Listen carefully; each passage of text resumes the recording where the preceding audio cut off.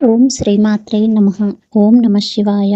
Hi friends, welcome to Vaishu creations. ఈరోజు మనం ఈ వీడియోలో సంకష్టహర చతుర్థి గురించి పూర్తిగా తెలుసుకుందాం.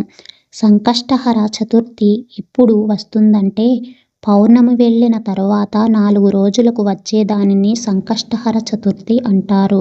2026లో జనవరిలో 6వ తేదీ మంగళవారం నాడు ఈ సంకష్టహర చతుర్థి వచ్చింది. ఇది ప్రతి నెలలో వస్తుంది.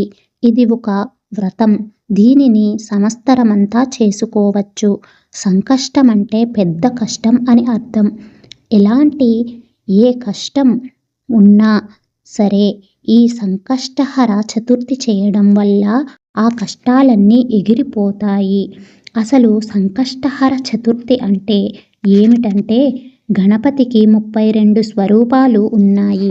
ఆ స్వరూపాలలో 32వ స్వరూపమే సంకష్టహర స్వరూపం. కుడి చేయి వరదహస్తం, ఎడమ చేతిలో పాయస పాత్ర ఉంటుంది. దేవేరిని ఎడమ చేతి మీద కూర్చోబెట్టుకుని ఉంటాడు ఈ గణపతి. ఈ గణపతికి కృష్ణపక్షంలో వచ్చే చతుర్థి అంటే చాలా ప్రీతికరం. ఈ చవితి ఏ నెలలోనైనా ప్రారంభించవచ్చు. కానీ ఈ నెలలో మంగళవారం ప్లస్ చతుర్థి వచ్చింది. ఈ చతుర్థిని అంగారక చతుర్థి అంటారు. ఈ రోజు కనుక మొదలు పెడితే అనేకమైన అద్భుత ఫలితాలు వస్తాయి. ఈ వ్రతం చేయడం వల్ల 13 ప్రయోజనాలు ఉన్నాయి. అవి ఏమిటో ఇప్పుడు తెలుసుకుందాం. ఏదైనా పని మొదలు పెడితే దానిలో ఆటంకాలు రావడం, అలాంటి వారు ఈ వ్రతాన్ని చేయడం వల్ల అద్భుత ఫలితాలు పొందుతారు. జీవితంలో అభివృద్ధి లేకపోవడం అంటే వ్యాపారాలలో అభివృద్ధి లేకపోవడం, ఉద్యోగాలలో అభివృద్ధి లేకపోవడం, అలాంటి వారు కూడా ఈ వ్రతాన్ని చేయడం వల్ల అద్భుత ఫలితాలు పొందుతారు. నరదృష్టి, మనం ఉచ్చ స్థితికి వెళ్ళేటప్పుడు చాలామంది మనల్ని చూసి ఓర్వలేని వారు, బాధపడేవారు ఉంటారు. అలాంటి నరదృష్టితో పతనం అయిపోతున్న వారు కూడా ఈ వ్రతాన్ని చేయడం వల్ల అద్భుత ఫలితాలు పొందవచ్చు. ఎన్నో ఆర్థిక సమస్యలతో ఇబ్బంది పడుతున్నవారు ఈ వ్రతం చేయడం వల్ల అద్భుత ఫలితాలు పొందుతారు. సంతానం లేనివారు సంతానం కోసం, గృహం లేనివారు గృహం కోసం ఈ వ్రతాన్ని ఆచరిస్తే తప్పకుండా ఫలితం ఉంటుంది. దీర్ఘకాలిక వ్యాధులు ఉన్నవారు, విద్యాభ్యాసం సరిగా సాగకపోవడం అంటే పిల్లలకు చదువు సరిగ్గా రానివారు కూడా ఈ వ్రతం చేయడం వల్ల మంచి ఫలితం ఉంటుంది. శత్రుపీడ ఉన్నవారు, పాడి పంటలు సరిగ్గా లేకపోవడం, పండకపోవడం, అలాంటి వారు వినాయక విగ్రహాన్ని తీసుకువెళ్ళి పొలంలో ఎక్కడైనా ఒక చోట పెట్టి విగ్రహం పెట్టి వ్రతం చేయడం వల్ల మంచి ఫలితం ఉంటుంది. వివాహం కుదరని వారు, భార్యాభర్తల మధ్య సఖ్యత లేనివారు, చేయని తప్పుకి అన్యాయంగా శిక్ష అనుభవించేవారు ఈ వ్రతం ఆచరించడం వల్ల అద్భుత ఫలితాలు లభిస్తాయి. ఈ వ్రతాన్ని చిన్న పెద్ద కుల మత భేదాలు లేకుండా ఎవరైనా చేసుకోవచ్చు. ఈ వ్రతాన్ని ఒకసారి ఆచరిస్తేనే చాలా అద్భుతాలు జరుగుతాయి. ఇంకా సంవత్సరం అంతా చేసిన వారికి ఇంకా ఏ కష్టం ఉండదని చెప్పవచ్చు. చాలామంది సంకష్ట చతుర్థి అని అంటారు. అలా అనకూడదు. సంకష్టం అంటే పెద్ద బాధ అని అర్థం.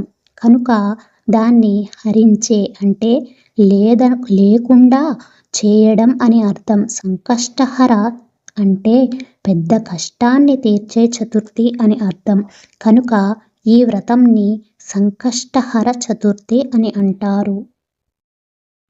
ఈ వ్రతంలో ఆచరించవలసిన కొన్ని ముఖ్య నియమాల గురించి ఇప్పుడు తెలుసుకుందాం. మొదటిది, ఈ వ్రతాన్ని కృష్ణపక్షంలో వచ్చే చతుర్థి నాడు ఆచరించాలి. అలాగే ఆ రోజు చతుర్థి చంద్రోదయం వరకు ఉండాలి.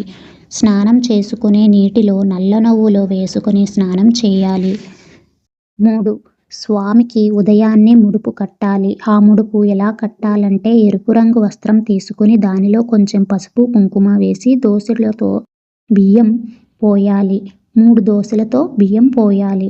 2 ఎండు ఖర్జూరాలు, 2 వక్కలు, దక్షిణ తాంబూలం వేసి ముడుపు కట్టాలి. దానిని వినాయకుడి పక్కన పెట్టి ఉంచుకోవాలి. ఇప్పుడు గణపతి చుట్టూ 21 సార్లు ప్రదక్షిణలు చేసి, స్వామి, ఈరోజు నీ వ్రతం చేయబోతున్నాను, సవ్యంగా సాగించు, నా కోరిక నెరవేర్చు అని నమస్కారం చేసుకోవాలి. ఉదయం అంతా ఆహారం తీసుకోకూడదు. పాలు పండ్లు తినవచ్చు. చేయదగిన వారు ఉపవాసం కూడా ఉండవచ్చు. మనకు సంబంధించని విషయాల గురించి ఎక్కువగా మాట్లాడకూడదు. మౌనంగా ఉండడం ఉత్తమం. సూర్యాస్తమం అయిన తరువాత తలస్నానం చేసి తోరాలు కట్టుకుని అప్పుడు ఈ వ్రతం చేయడం ప్రారంభించాలి. తరువాతి రోజు ఉదయం వరకు ఆ తోరాలు తీయకూడదు. ముడుపు కట్టిన బియ్యం పదార్థాలు వండాలి. 1 పాయసం, 2 21 కుడుములు వండాలి. వాటిని ఎవరికైనా ప్రసాదంగా పెట్టాలి. వీలు కుదరని వారు భోజనం కూడా పెట్టవచ్చు. ఈరోజు దీని ముందు రోజు బ్రహ్మచర్యం తప్పక పాటించాలి. మరునాడు ఉదయం గణపతి హోమం చేయాలి. ఇది ఆప్షనల్. గణపతి హోమం చేయలేని వారు గణపతికి నమస్కారం చేసుకుని దీపం వెలిగించవచ్చు. సంకష్టహర చతుర్థి వ్రత విధానం గురించి తెలుసుకుందాం. సంకష్టహర చతుర్థి విధానం, దీనిలో ముఖ్యంగా 13 స్టెప్స్ ఉన్నాయి. పూజ చేయటానికి గంట పడుతుంది. ఓపికంగా చేసుకోండి. ఫస్ట్ది ఆచమనం, సంకల్పం, కలశారాధన. 2 విఘ్న నివారణ గణపతి పూజ, అంటే పసుపు గణపతిని పెట్టుకుని విఘ్నాలు రాకుండా చూడమని పూజ చేయాలి. 3 సంకష్టహర గణపతి షోడోపచార పూజ చేయాలి. తర్వాత అంగపూజ చేయాలి.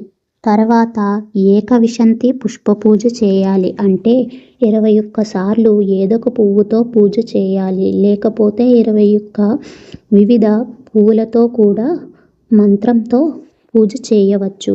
ఏకవిశంతి పత్రి, ఈ పూజ కూడా 21 సార్లు ఏదొక పత్రితో పూజ చేయాలి. వినాయక అష్టోత్తర శతనామావళి చదువుకోవాలి.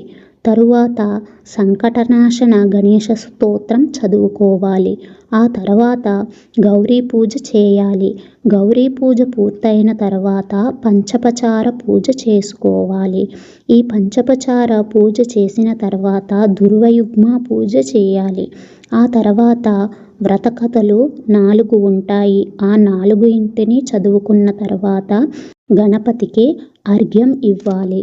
ఈ విధంగా సంకష్టహర చతుర్థి వ్రతాన్ని పూర్తి చేయడం వల్ల ఆ వినాయకుడు మీకున్న సంకష్టాలన్నీ తీర్చుతాడు.